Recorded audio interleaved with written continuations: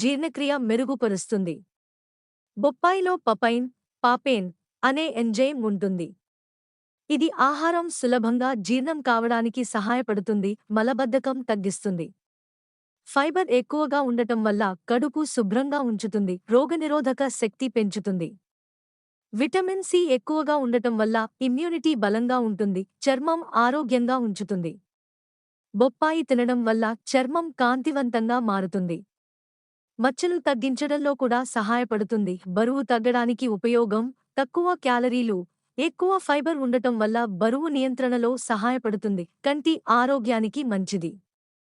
Vitamin A ఉండటం వల్ల చూపు మెరుగుపడుతుంది. గుండె ఆరోగ్యానికి ఉపయోగం. ఫైబర్, యాంటీ ఆక్సిడెంట్స్ వల్ల గుండె సంబంధిత సమస్యలు తగ్గుతాయి. అతి ఎక్కువగా తినకూడదు.